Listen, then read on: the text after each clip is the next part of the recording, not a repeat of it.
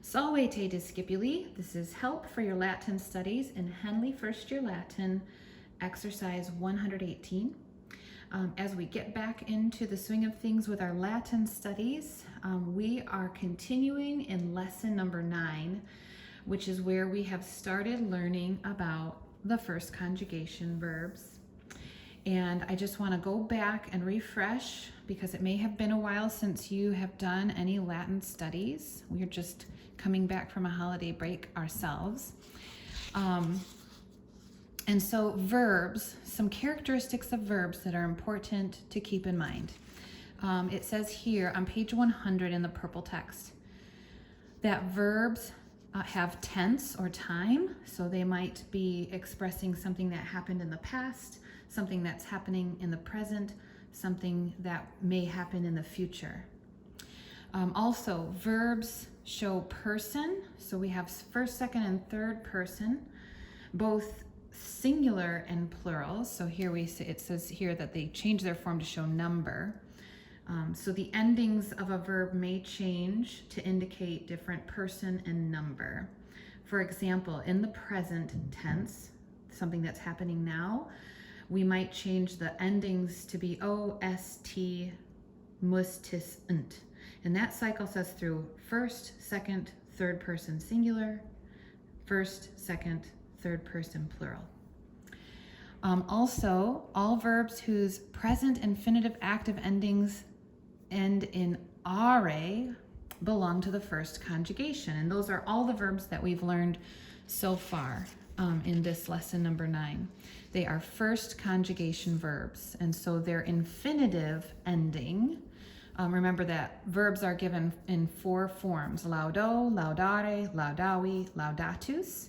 That second form, laudare, that are, A-R-E ending, is the infinitive form. And if you know anything about infinitives, an infinitive is 2 plus a verb used as a noun, adjective, or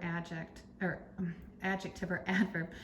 So laudare would be to praise. Laudo would mean, this is the present tense form, I praise. It's in the first person singular, and so forth. So far, we really just need to focus on laudo, laudare, but it will help you at this point in your studies to go ahead and just memorize the 4 forms and get that repetition in your head as you memorize those verbs. Paro, parare, paravi, paratus. And go through all of your new vocabulary words in the same way, because they are all first conjugation. That's indicated in your vocabulary list with a 1. So they will all have the same endings, the same forms that you'll memorize there. Okay, so let's move on. All of the verbs, by the way, are active voice. If I also look at, there's one other thing I wanted to show you as a review. I think it's forward, actually. No. Oh, here we go. Verbs, here it is. It was in a box. I was looking for the box, but it's not in a box. Verbs also have mood and voice, but these will be explained later, so don't worry too much about that right now. Be aware of it, but don't master it just yet. For the present, we shall study the indicative mood active voice. So if ever you're asked to give all the details about a verb right now, you can assume that's indicative mood active voice. You only need to remember that the indicative mood is used in ordinary statements and questions, okay? And that the active voice means that the subject's doing the action, okay? That's the difference between active and passive. All right, so let's look at exercise 118. We're going to move forward. Before we do, one more thing to point out here. We had some reading on 108, 109 that introduces the imperfect tense. Again, indicative, active, of the verb laudo. Okay, so an imperfect tense in Latin expresses action going on in the past time. I remember it being explained to me as there's perfect, meaning complete. The word perfect means it's done, it's complete, it's finished. And then there's imperfect, which means kind of like incomplete or ongoing. So when we talk about the imperfect tense, it is in the past, but we would translate it as action that's going on. So for example, I was eating dinner between 6 and 7 yesterday evening until a fly flew into my soup. Like it was going on, it was happening in the past, right? I could say I ate dinner, but that's a different tense. The verb ate would not express continuance of the action. So was eating is the correct translation of the imperfect tense. All right, and then we want to look as we embark on our exercise 118, we want to make sure that we know these new vocabulary words. There's 3 new verbs, again, of the first conjugation. You see that 1. We would want to memorize them in their 4 forms, pugno, pugnare, pugnavi, pugnatus, and so forth. And be ready to see if those will be used in exercise 118. You might also find it very helpful as we're looking at the imperfect tense to turn in your blue books, page 44, rule number 163. And that's going to show you these imperfect tense ending. Bam, bas, bat, bamis, batis, bunt, bam, bas, bat, bamis, batis, bunt. First conjugation, imperfect tense. If you were in CC Foundations, then you know those, right? So now we're going to learn how to apply those. And you'll see too on Rule 163, it uses the laudo verb as the sample, and it gives you the English translation as that continuing action in the past. I was praising. You were praising. He, she, it was praising. And then in plural, we were praising.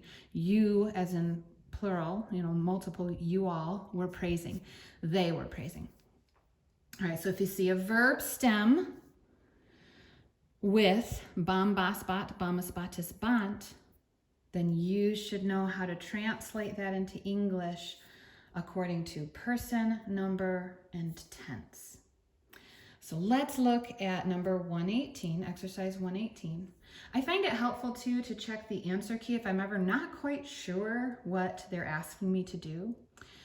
In this case, exercise 118 says, tell what forms these are and then translate.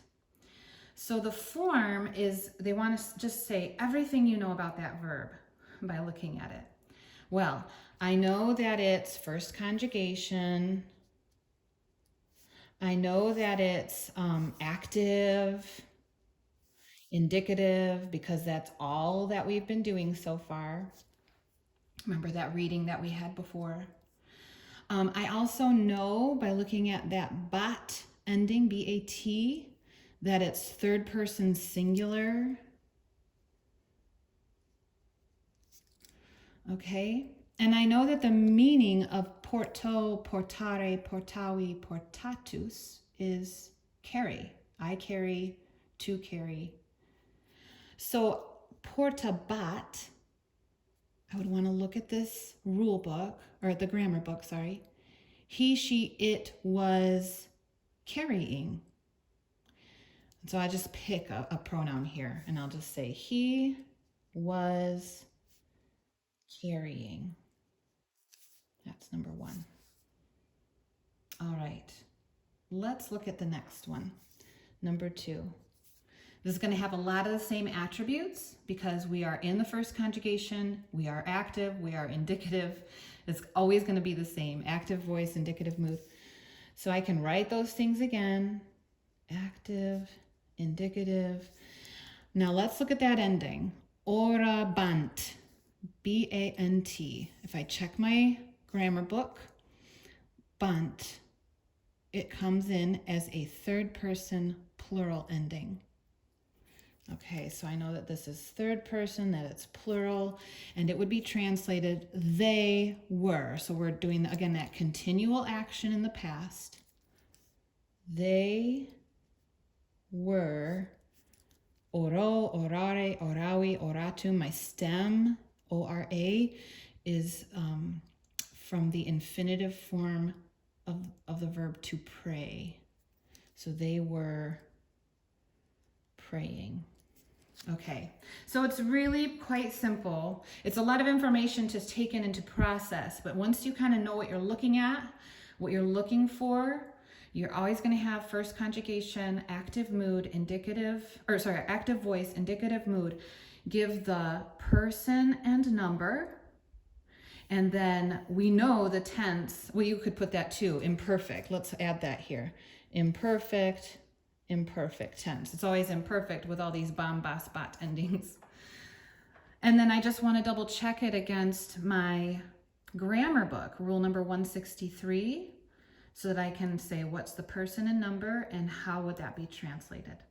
So keep going one at a time through those exercise 118, and list out the forms and tell the translation. I hope this has been helpful to you. Have a great day.